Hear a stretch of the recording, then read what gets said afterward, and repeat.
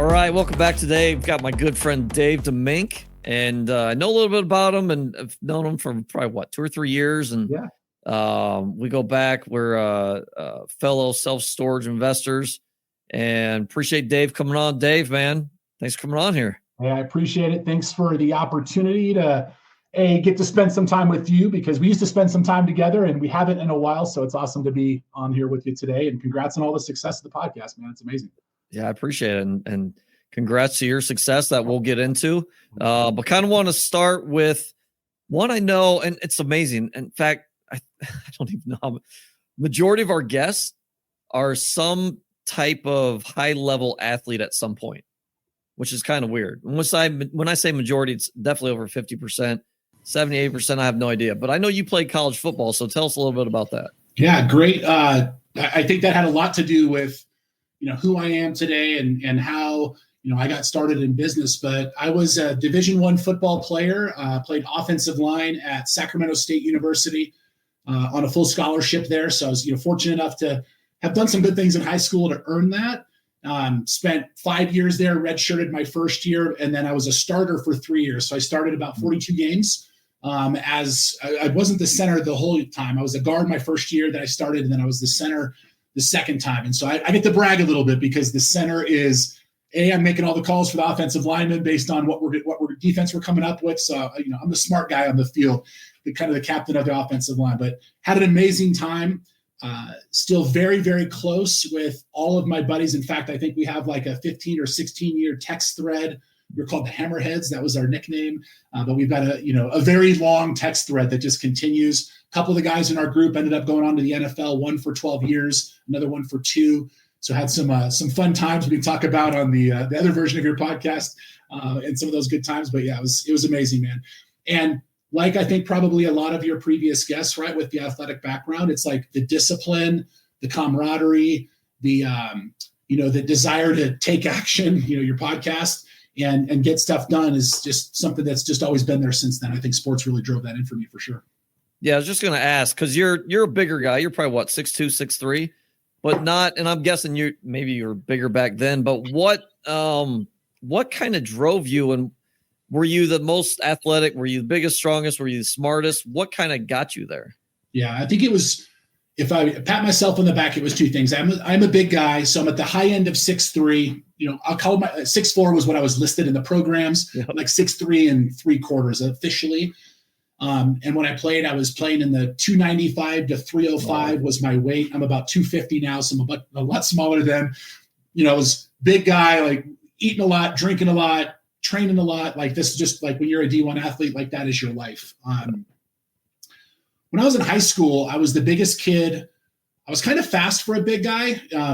40-yard dash in football is like the metric, right? That's the measurement. And at 295 pounds, I ran a little bit, just right over 5 seconds, 5.03, which is pretty good for a 300-pound, 6'4", 6'3", offensive lineman. And that stuck out in high school. I wasn't the strongest kid in the world. In fact, I didn't lift weights in high school as much as I did, obviously, in college. But I just had some of that. And then I think it was like on the field, I kind of became somebody else. I was a very different person on the field. Call it aggressive, call it, what it be. But I was very, very, very active on the field compared to off the field. Kind of a more mellow, low-key guy off the field. I do like to have fun with my friends, yourself included. But on the field, I kind of flipped the switch and turned into a little bit of a madman and got after it that way. So I think like football coaches love that, right? When you can get on the field and you're athletic and you can move and, you're strong, but you also can flip that switch and turn it a little bit of an animal on the field. Like at least in football, like coaches like that. They like that desire that comes out. When did you notice that you had that switch or that dark side? That dark side probably came out when I was sophomore in high school. And I'll tell you, it's interesting. Growing up, I was afraid, like deathly afraid of getting in a fight. And so, and not like I got in fights, and I didn't grow up in areas where like, you're defending yourself all the time, but like the idea of getting punched in the mouth was like, it couldn't have scared me more. And I was always the big kid, but I was soft. I was chubby. I was, like the kid that, not that people would pick on, but there's always like those one or two guys that, you know, they'd always try to find the weak guy in the crowd. And that was me. And my sophomore year, I did get in a fight and I got punched in the face and it didn't hurt. And I'm like, that's what I've been afraid of my entire life. Like, oh, okay, that's it. It's on. And like, there was kind of like this moment where like, I didn't care about that anymore. And it was time to be that savage on the football field. And then just being big and standing out amongst everybody else that's in high school. And then having a little bit of this, you know, sort of aggressive manner, because at that point I was like, okay, we're going to go do this. It was, I think this made me stand out a little bit more on the field, but it was that sophomore year, man. Kurt Young, if you're out there, Kurt, listening, thanks for turning me up, baby. Yeah, right. Well, and it's funny because what some other guests have talked about, and I'm sure there's things that I can look back on that have definitely changed, you know, the way I think. And now I don't think about it, but it's ingrained in me. So do you think you still have that's carried over from today? Like that one instance, that dude hit you in the face, kind of hit a switch and lit a fire. Do you think you still affects you? Without a doubt, dude, without a doubt. And part of that also, so I think there's two things. One, that was like where the aggression on the field, because when I got hit, I felt something in my body, adrenaline wise or whatever, that I had never felt before. And then I was able to kind of find that on the football field when like the game started. Like when those snaps clicked on the helmet, like it was a trigger. And what's cool is there's an amazing book. And if you're watching on YouTube, like I would go recommend this, called The Alter Ego by Todd Herman. And he was one of the guys that trained Kobe's mindset.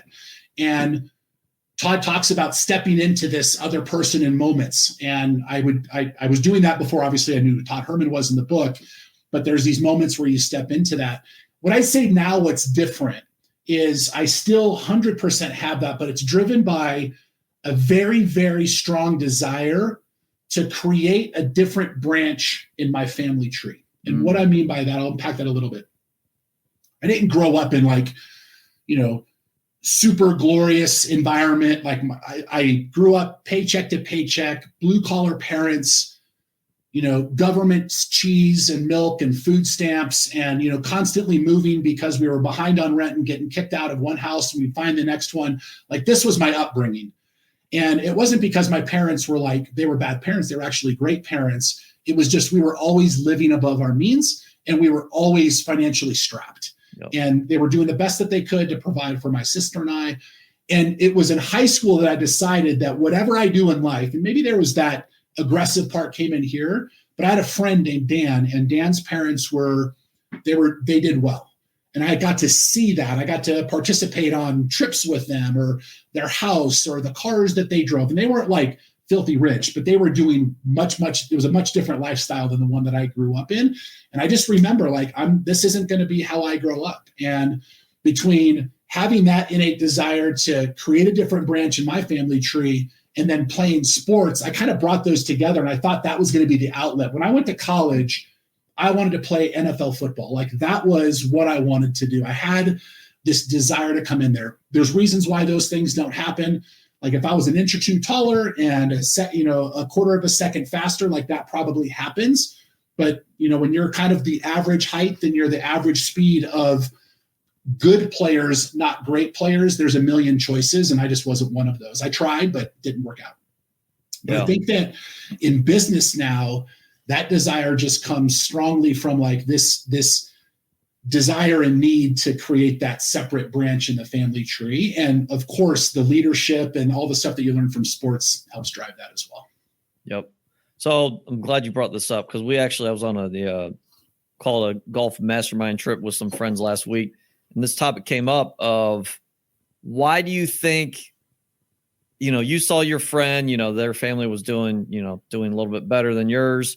And for some reason that stuck with you, where without a doubt you had friends and other people that saw the same family and saw what they did and it didn't affect them as much as you. So why do you think it affects some people and not others to where they do want to affect their family tree? They do want to be, Ed Milet calls it the one, right? They want to be the person that changes their family trajectory. What do you think? Why do you think you're that person? Man, I don't know if I have a great answer, unfortunately. I think for me, it was just knowing the struggles and not being okay with them when I got older. Like I knew early that I was going to have a family. I knew early I was going to be married. And I knew early that this is not how I wanted that part of my life to feel ever. Like I never wanted them to be hungry.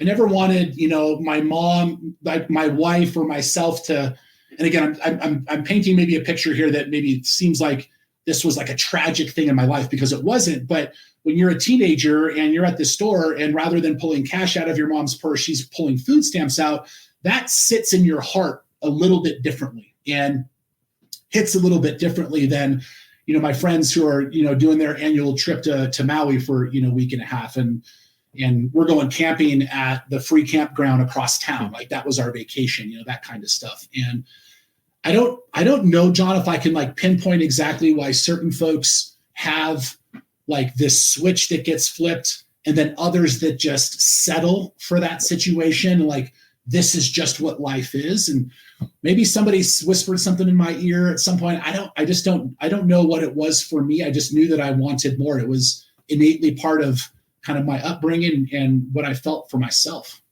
Yeah. Yeah. It's weird to think. I don't know. Cause again, we talked about it, some friends last week, and did they have any insight as to like, was there any thoughts on like, or is it kind of the same thing? I don't know.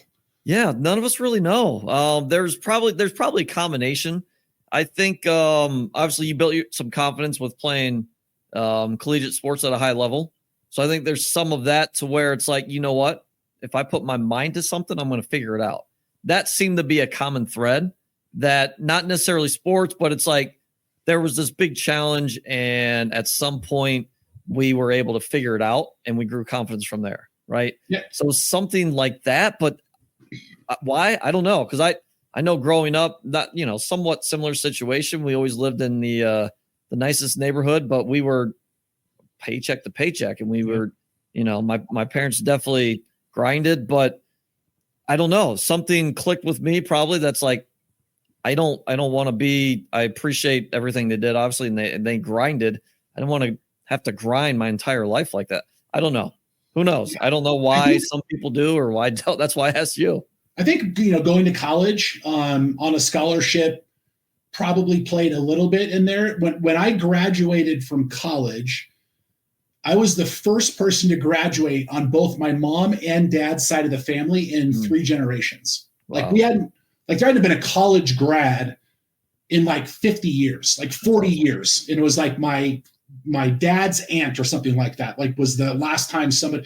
And so like just in my family innately, graduating high school, if you did, and going to work and raising a family and doing that, like that was just kind of always what the Demink family did. And then on my mom's side is the Sullivan family.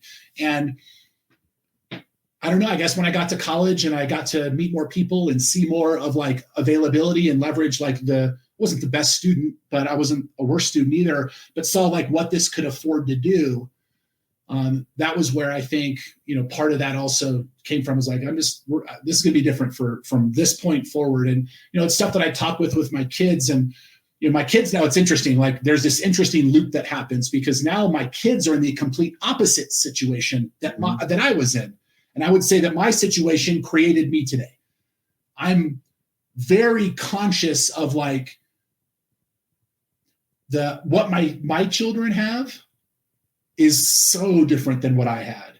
Yep. And I think about like, okay, where is this going to lead? So my wife and I think do a pretty fair job of making sure that they understand balance, that they understand opportunity. And the only way that any of this happens is through hard work and desire and like having big goals. And we talk about that a lot in our family. I've got friends that, they have kids, they grew up in well-to-do situations, and those kids are not in good situations because they just were taken care of and handed, pretty much everything in their life. Not that my kids don't get stuff from us, but we also make sure that like, if there is that moment, there's a negotiation that happens. There's an understanding that happens. There's an appreciation that happens for what they're about to get. Not just, here's the credit card, do what you want, right? We talk about it. And that's because I'm worried that, we might end up on the other side of the other side of the family tree that I was trying to grow away from. Yep. Yeah, it's a tough spot. And I also think, because there's things that is, framed or, have changed all of us while we were young, right? Probably whether it's big trauma, little trauma, whatever it was, little things that got to us. And it's like, I'm not going to be in that position again. And it's not going to happen to me. I'm going to change it. There are times where I'm like, should I maybe create something with my kids right now to put a chip on their shoulder? Because I think kids nowadays in general have it easier than we did and generation before us and, before that. But I don't know. It's a weird thing to think about. I think as long as we're talking about it and as long as like kids understand that, hey, maybe there is some privilege here, that doesn't mean like it just happens, right? Like the privilege came from the grind. The privilege came from taking risks. The privilege came from knowledge and from investment in yourself and for having faith and like trusting yourself to make decisions and sometimes take, calculated risky decisions that may or may not pan out. It's not that this is just how life is, because it's not. And I think at a minimum, if you're having that level of conversation and honesty, like I've got teenagers 18, 17, and 14. And so I can have those sort of thoughtful conversations with them and they understand. I couldn't talk to them, they're 8 or 9 years old like that. It was very different. We also make sure that we're spending plenty of time showing and giving back in areas where they do see that there are people and families that struggle and that we can provide for them and that we can give to them. And that also plants seeds for them to make their own decisions about, which directions in life that they want to go as well. Yep. That's really good. Awesome stuff. Mm-hmm. So college football player, did you have, and I asked this because I went through it. Did you have a problem of just switching it off? It sounds like you tried to go to the NFL, but didn't work out. Did you have a problem with switching it off and trying to figure out who you were? Such a big problem. Yeah. Yeah. In fact, when I graduated from college, I was on I call it the doctor plan. I was in college to play football and not really be a student, if I'm being really transparent about how I sort of went after my first 5 years of college. Then I took a semester off. And at the time, my wife today, my girlfriend then, she's amazing. And she just pretty much said, look, if you ever want to put a ring on it, there better be like a college degree hanging on the wall before you even think about it. And that was her way of giving me some tough love, knowing my family history and knowing also the story that she wanted to make sure our kids understood. And so the reason I go there is I went back to college after I took a semester off. And this is when football was done. I was hanging out at the field house every day. I was at every game on the sidelines, and like the coaches were my friends. And it was like, this was all on the up and up. Locker room. Like this was my identity for like 9 years. I was Dave, the football kid. I was the first player out of that high school to ever have a football scholarship. Like I'm framed on the weight room wall, like all this stuff. And now here I was, not that. And that was like probably took me, I would say, John, at least 2 seasons after I was done. Then I started training.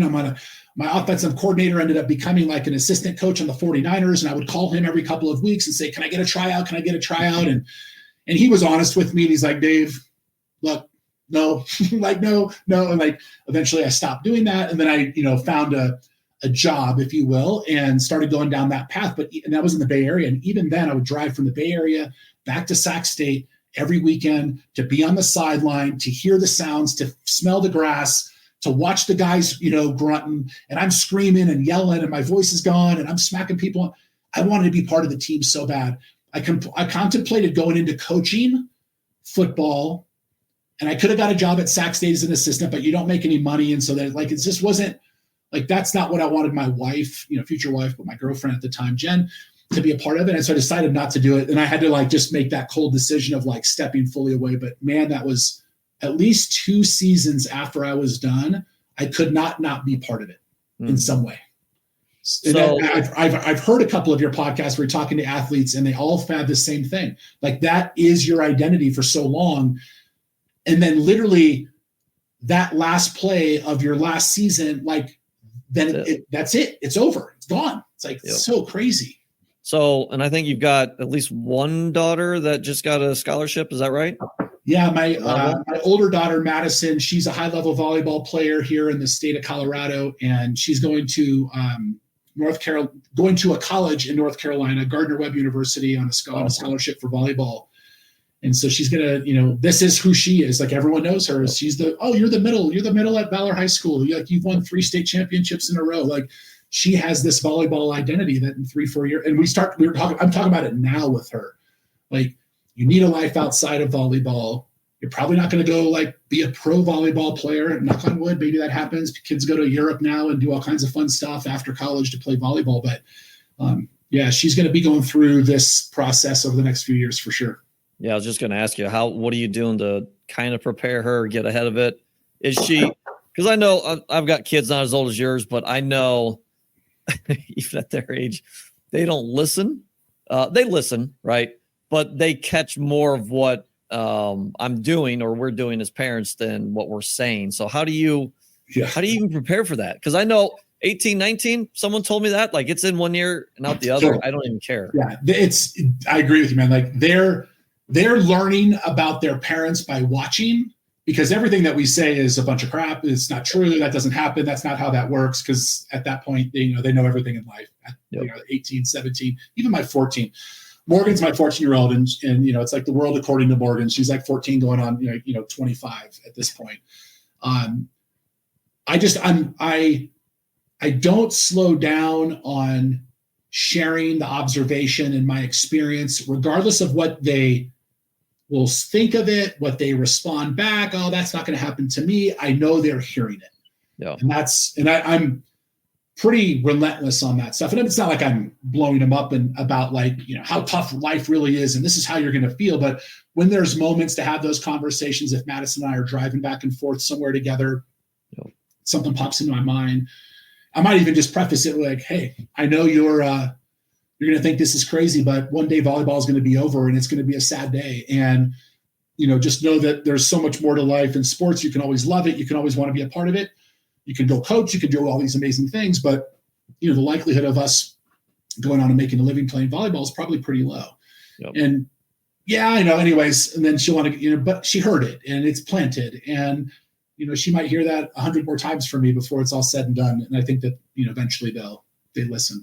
Yeah. Yeah. No, it's good. Yeah. That's not that, our daughter, she's 10 and all she knows is gymnastics. Yeah. So I definitely think about it. 'Cause I did similar to what you were saying. I hung around basketball. I coached basically till our first kid was born, our daughter. Yeah. And then it was a switch, poof, gone. I didn't need basketball anymore. So that was weird. Totally. But yeah, it's a transition that I don't think is talked enough about, and is definitely, I don't want to say tough stage, but it's tough to move on and find kind of the next thing. So for your next thing, what did you do after college? After those 2 seasons sounds like years where you couldn't play football. Yeah. So during when I call it my return years, when I went back and okay, I'm going to go get a degree because I really like this girl and this is a requirement. Ended up getting that done. So I do have the degree.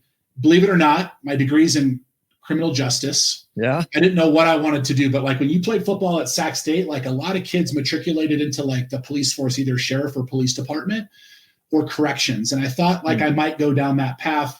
And then I had this epiphany one day that, and thank God we have, all the men and women in blue and they protect us the way that they do. But I just kept thinking in my mind, if I go down that path, I'm spending my days in jail or in corrections facility, a prison of some kind. It's just not what I wanted. And I also and I knew at that age, I was young, I had this entrepreneurial spirit. I was great at talking and selling. In fact, I did this door-to-door sales job during the summer where I was selling these auto care packages with oil changes and all this stuff. And I was the best salesperson by far. And I was making a lot of money doing this. It was amazing. I would work for 4 hours on a Saturday walking around some neighborhood, and I'd make $300. And I thought it was it was the best thing ever. But I knew I had a gift for sales. I knew I had a conversation. There was a part of me that getting in front of people talking or whatever was easy. And at the same time, this is like, kind of dating all the way back, but like the internet is starting to become a thing. And long story short, I got really into understanding the internet and technology, and I felt passionate about that. And when I graduated from college, I was subscribing to this magazine called Wired. I don't even think it's around anymore, but it was like a tech magazine. I remember Wired. And there was this story in Wired on the cover. And separately, when I graduated, my wife's like, "Hey, nice job. Like, we did it. Let's go to Cabo." And she paid for a trip to go to Cabo San Lucas. So we went down there and we're sitting on the beach, and I brought my Wired subscription with me. And I read this story about this company in the Silicon Valley in the Bay Area. And they were doing this brand new thing that was completely revolutionary. And now today we just know it as like software as a service, but they were like one of the first companies putting their software on the internet and selling it for subscriptions. And it clicked somehow in my mind. Like I knew exactly what it was. When I got back, I went on their website, and lo and behold, they're hiring for an inside sales rep, someone to bang the phones and make, hundreds of cold calls every single day. So I applied. And by the way, my resume at this point is like played college football, worked at Mountain Mike's Pizza, and like there wasn't really much there like to like sink my teeth into in terms of a resume. But the hiring manager was a former offensive lineman from Stanford, and he saw my football background. He asked the same questions that you asked on the way in. He knew what that meant. He knew what the grind was, the hustle was, the mentality was. And he wanted to hire athletes only. Like in fact, when I ended up getting a job there, and the entire team was, D1 basketball, D1 volleyball, it was football, it was soccer, it was every single person was an athlete for the same reasons that we talked about earlier. And that was the beginning of what then turned into a 23-year technology career, predominantly always in sales, but 16 of those years were sales leadership. So, leading sales teams or leading large sales divisions, like my most recent role. But it all started with that article in Cabo in the Wired magazine. And I knew what I wanted, and I went and I chased it, and I was persistent. And then that led to just a progression of technology opportunity. But that's what I got into after and what was great about sales is in ways, it felt like competitive sports again. Yep. Because every call mattered, every email mattered, every conversation mattered. You'd get wins, you'd lose to the competition. It was like a game, right? It was like playing sports, but in business. And I really liked that. I was very good at it. I've always been very good at that. And then my career just kind of flourished and took off from there until it didn't. Yeah. So you said you found kind of a new passion with technology, but it sounds like passion was probably more sales, where you could use your competitiveness, kind of all the things you just talked about. I didn't realize, I kind of looked at sales as kind of a dirty word, right? Because I never wanted to be sold. I always thought salesman's like a used car salesman. I didn't like it until it was a while into my sales career, because that's all I did out of college was sales for 15, 20 years or whatever it was.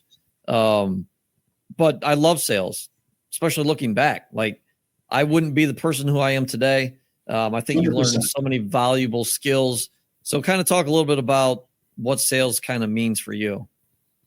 Yeah, absolutely. So to your point, right, it was looking back now, the competitive nature, the wins, the losses, the metrics, right, the data, like it's just all these like sports analogies just fit into sales so perfectly. I found sales, as long as I understood the product pretty well, I understood how to have conversations in a persuasive way with potential buyers, whether they're buying today or they're buying into the future. And then that progressively just moved into sales leadership. And all of that, when I think back, it's like, man, some of the stuff that I do today in my business today, like I learned back in that second job at WebEx when I was managing my very first sales team, right? And it was just like that, the innate ability to like go seek out, get creative, and figure out how to find a win.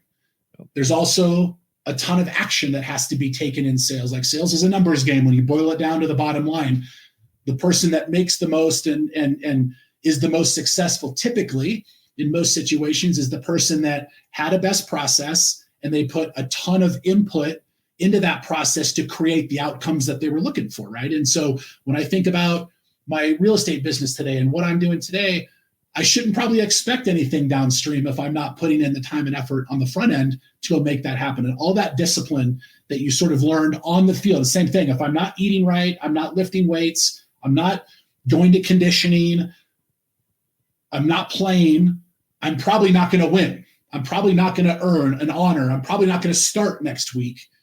That is like exactly how sales is. And now as, a full-time entrepreneur building my real estate business, it's the same thing. Like I could just sit around and hope things fall in my lap. The likelihood of that happening is probably pretty low.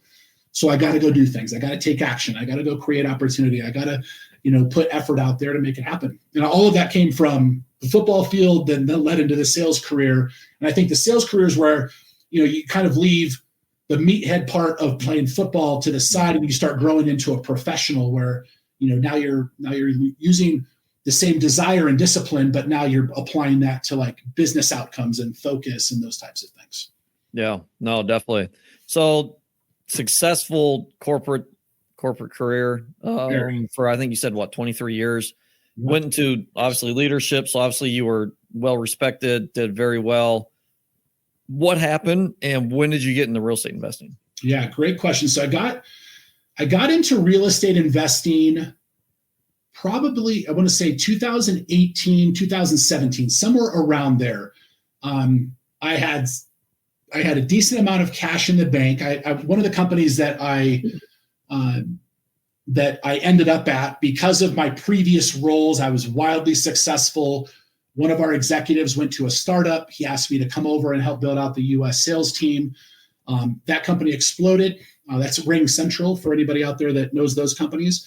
I was the very first US salesperson. I had the very first login to salesforce.com and phone on my desk. And I was the first person selling that product because they had built their business strictly online up to that point.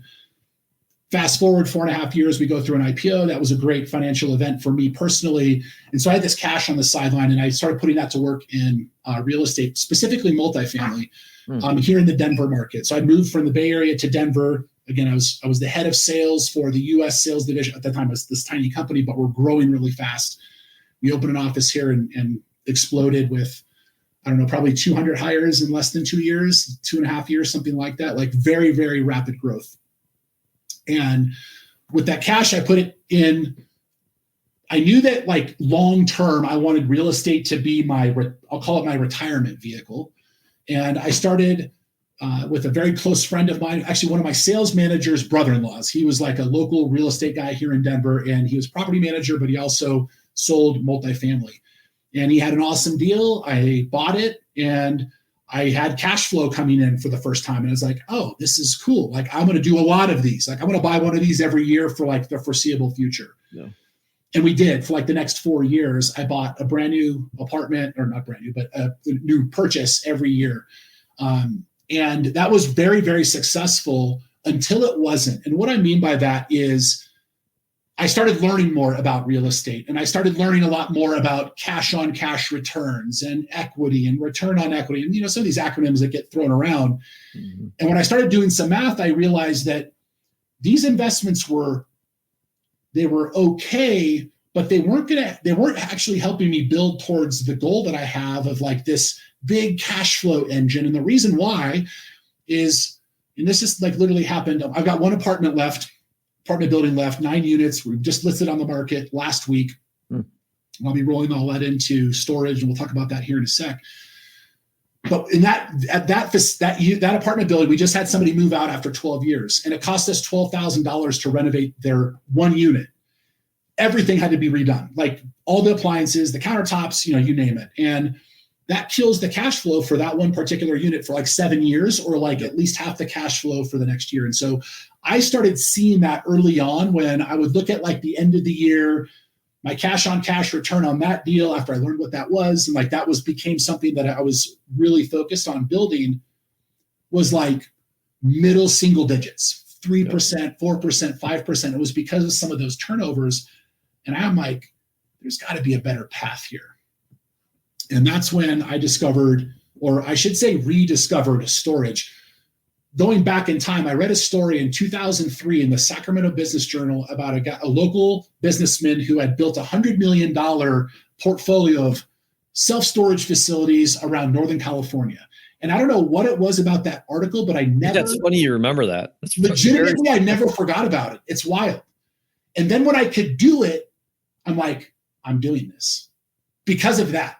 I even remember telling my sales engineer around 2005, he was going back to college to get his MBA because he wanted to be a CFO. And he was leaving, his name Craig. I said, Craig, one day you're going to be the CFO of my storage business. I'm not making this up. Like, I legit, at the time, I didn't know how, what, there was no online education, there was no awareness, there was nothing. I just knew that somehow this article that I read of all the different asset classes that I could read about, this one stuck in my mind for some reason. Then I got into apartments, fast forward back to, more present time.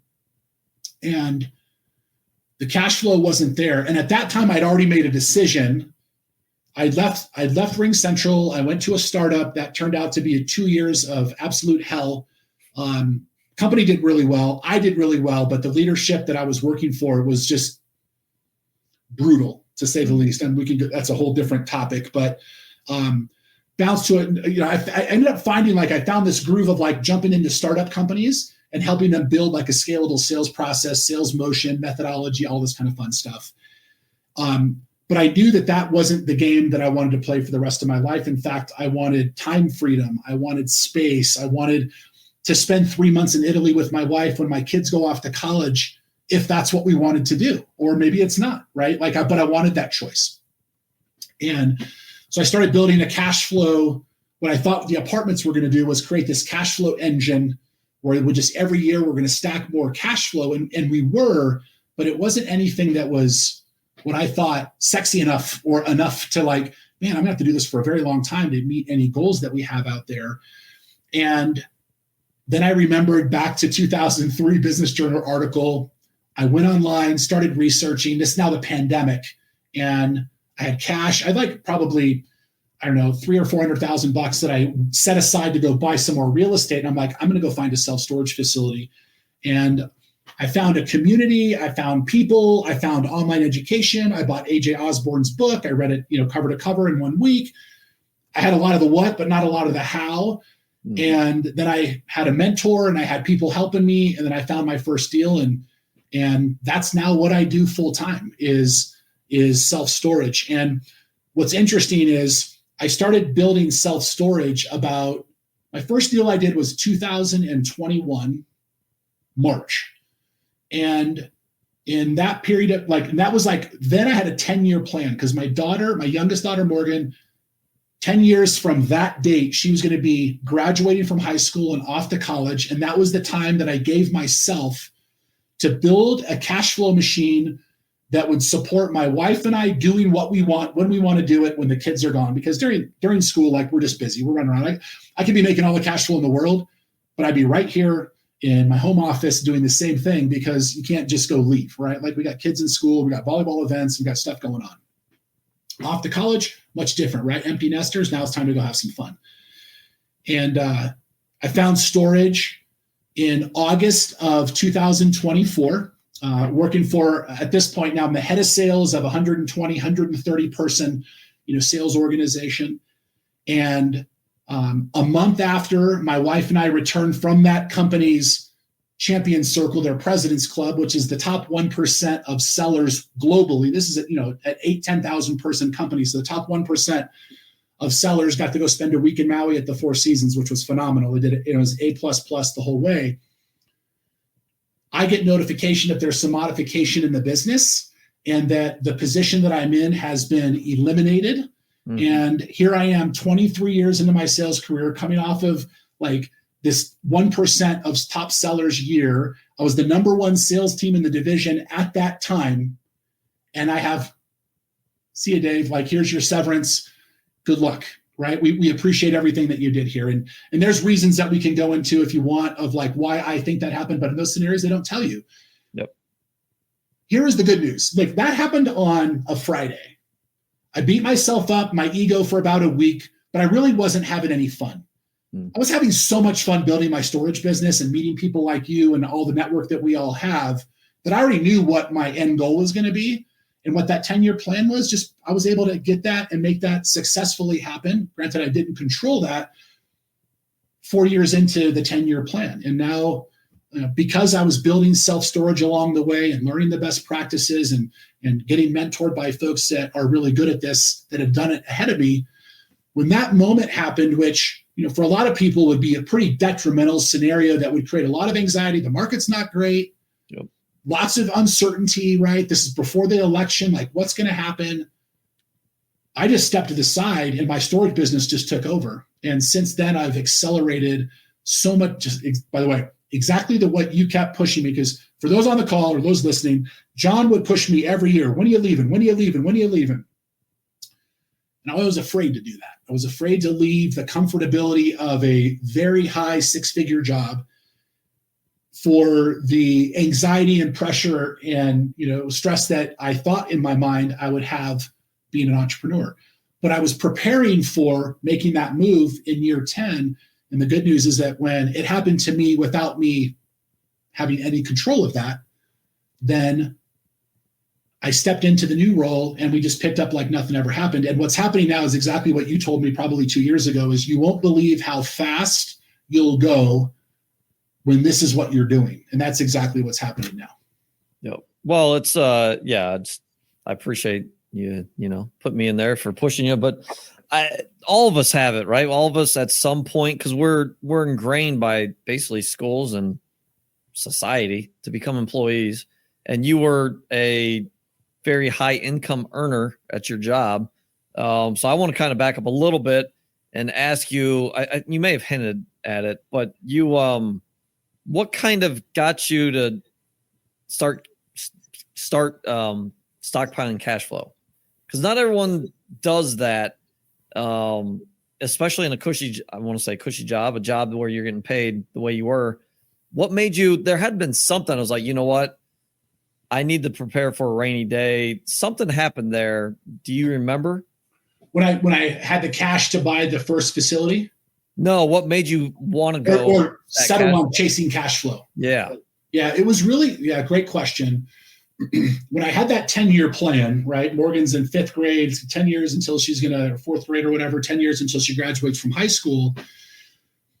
I didn't do like a ton of math on this, but I just kind of figured that by the time she graduates from high school, for Jen and I, my wife, to pay the bills and then have choice to travel. Like we love to travel as a family. We've done a lot of amazing trips, and that's something that we just wanted to be a very important piece of our kids' upbringing, was like seeing the world. And that also is something that I got 0% of when I was growing up. Like our trips, again, like we're across town to the free campground, like on the creek. Like that was our vacations. And again, thank God for that. Like I appreciate my mom and dad even caring enough to do that kind of stuff, because it made you who you are, or made me who I am. Yep. But I had this number in my mind, is I needed to be generating about $50,000 a month. And there was no real reason for this. It could be 20, it could be, I don't know, but $50K a month of cash flow in my mind was like, that's the 10-year goal. Like that's what we're going to go hit.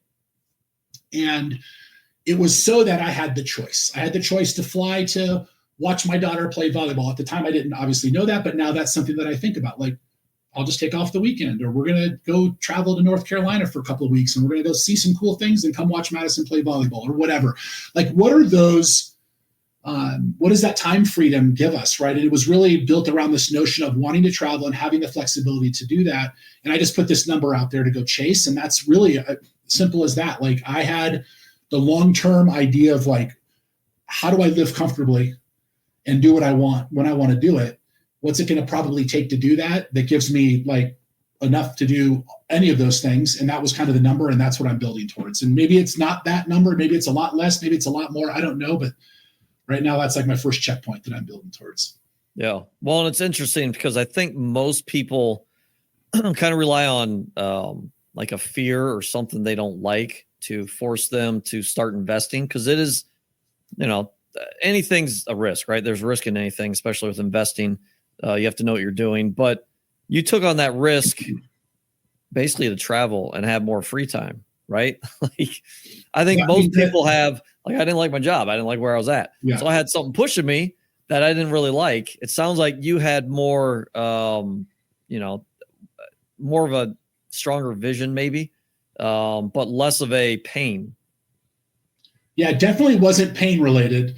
Yeah. I mean, what's interesting about your career progressing up and to the right? Like moving from a sales rep to a manager to a director, to a VP, to a head of sales, and then a head of sales at a big company that's publicly traded, and you have hundreds of people on your team that are relying on you, is like the further I got away from the day-to-day coaching and the day-to-day opportunity to like be close to the deals, the further I got away from that, the less fun I was having. And I knew like really my choices were to keep climbing the ladder, go be a CRO, go be a VP of sales.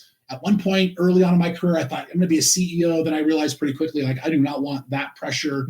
I'm not interested in that whatsoever. I probably even had like some fear that I probably wouldn't be good at that. So like, let's not even go after that when I was early in my career. And what I found was what I loved the most about being in sales and being in a sales career was coaching the reps to win. And it was like I was back on the football field, right? Like helping the backup guy or helping, like whatever it was, like I was helping somebody get better at that skill that clearly I was very good at. I was in my career, I was never not at a president's club that I couldn't qualify for. I was never not making top 3 to 5% or top 3 to 5 sellers, which means that, your income is pretty high. Like I was never not that person. And so to help go back and like teach and show people like how to create those skills for themselves was the thing that I loved the most. And what happened was the more successful I got, the further away from that I got.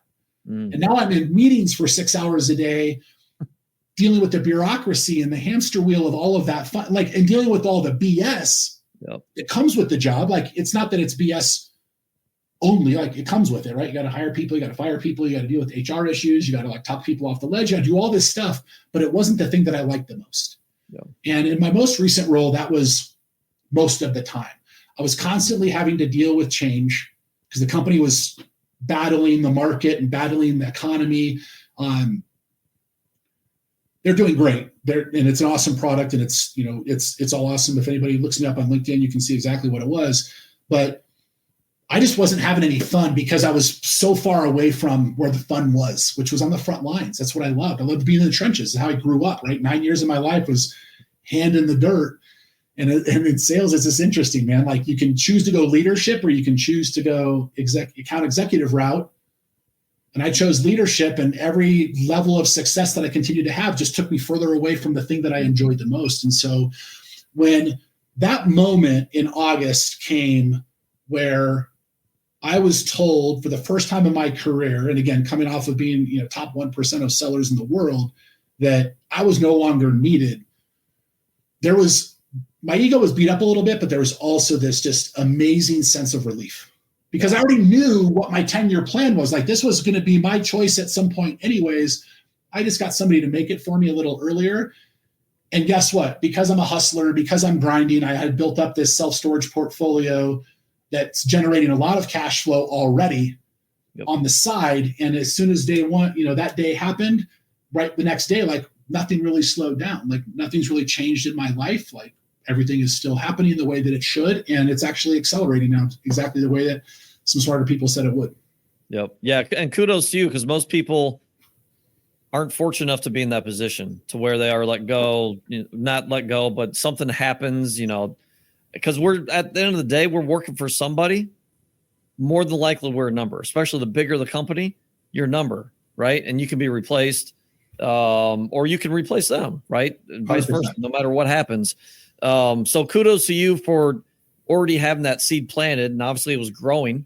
And you were able to be comfortable enough to, when something pops up, to, okay, go do this on my own. And sounds like you're having more fun. It sounds like so much more fun. Like I wish, John, I could say like, this is exactly what I was prepared for. Like I was building this storage portfolio and apartments before that because I knew one day I was going to get fired. Like I was actually building it towards the 10-year plan of like retiring when I'm 55. I'm 50 years old. I got 5 more years. And then the kids are off to college and Jen and I are doing the things that we want to do. Yep. it wasn't that, but thank God that I started. And like, for people listening, like, I guess what would happen if that happened? Like, you could, obviously start your job search the next week and go through that whole process. But I would just highly suggest you think about some of these other avenues of building long-term wealth and long-term, cash flow opportunities, whatever those investments are, because you never know when that rainy day could happen. It could happen unbeknownst to you. And look, I'm a high-paid sales executive, and like the pool of opportunities for me to step back into, it's not like a big pool. It's like one or three, kind of things. And the good news is I'm not ever going back. I've made that decision. Like, this is what I'm going to go do now. And as soon as I flip that switch, it's amazing what, the universe opens up for you and the opportunities that start presenting themselves. Yep. And now you're creating your own destiny. Where now before, I'm creating my own destiny and having the freaking best time ever doing it. And oh, by the way, last week I traveled on Thursday, came home on Monday, went to volleyball with my girls, and guess what? Like, life is still going. Like, no risks. Yep. 100%. Well, awesome story. Well, we're almost, I want to hear what happened. So obviously it sounds like, I think it was August. I don't remember the timeline. August is when all that happened. Yep. You're out on your own now. So what do your days look like now? What's everything look like? Yes, so I'm 100% focused on self-storage, and really in like two avenues. So one is continuing to build my storage portfolio. I'll be closing on my 8th deal here in about 3 weeks. Awesome deal out in West Virginia that came through a broker, the relationship that I've had for a long time. Really quick, before I forget, how are you funding those deals? Do you have any partners? No partners yet. No, have not. Still dependent on my own cash flow and refinances out of other deals that I bought a while back and have operated, in a fundamentally strong manner. So following the playbook, man, that I've learned from some of the best. And then separately, and this is like something that I did not see coming that is now turning into something pretty amazing, is I got approached by someone I didn't even know that said, hey, I see some of the stuff. I hear some of the stuff about you in storage. Like, do you think that you could help me get going in this business? And so I said, sure. And we figured out how to work together. And through that, I've launched now a storage coaching community called Storage Ace. StorageAce.io is our little landing page. If people want to get like the 7 creative ways to find, off-market deals, drop your email address. We'll send it to you, or I'll send it to you. But now that is like completely growing. The community is now about 150 members. It's totally free. We do it on the school platform, which has turned out to be a pretty awesome place. It's called Storage Ace on there as well. And that's led to, some other individual coaching engagements and private coaching. And I couldn't legitimately 3 months ago, none of this existed. And today I've got like a very growing, thriving business. But more importantly, there's people that it's like back to being on the front lines in sales and having my hand in the dirt playing football. Is I'm on the front lines again with folks, helping them win right alongside myself winning, which is, they talk about books and different, like, what's your purpose? And I feel like I've now found exactly what I'm on the front lines. I'm coaching, I'm making a living, and I've got time freedom when I want to go do the things that I want to do. It's like, I couldn't imagine a better scenario right now, to be honest. Yep. Well, and I can tell your energy is so much better. Not that it was bad before, because you're always kind of front of the room and tons of energy, tons of positive energy. But I think it's been at least a year and a half since we've actually seen each other. Yeah. And even though this is virtual, I can tell like your energy's better. What's funny is I was getting ready. It's awesome. Thank you, man. I appreciate that. I am a pretty passionate guy. Like the folks that come to my coaching community or hire me to help them, whatever, like they get all of this, and hopefully it's not too overwhelming, but they do get all of it. But I never would have guessed in my wildest dreams that like this would have taken form, or this would have come out of what I think could have been perceived as a pretty tough and ugly situation. Kind of, you're a high performer, high end of pay, and then the next day you're not. But you know what? Thank God I met people like you and have people in my corner and my background that pushed. And then when you do start asking for things, it's amazing kind of what pops up and what happens. And I'm grateful for the folks that trust me to teach them how to go do this amazing thing that we get to do. The cash flow is growing. Like the focus in my business is more than it's ever been. And that's just fundamentally changing everything for the positive, which, I was probably not putting enough attention on it before because I had income over here and income over here, and it was just awesome. Now it's like, okay, let's go be a business person and go figure this thing out. So having the time of my life and it's the energy comes from being back on those front lines and coaching. Yep. Coaching is my thing. Like, this is what I'm supposed to be doing.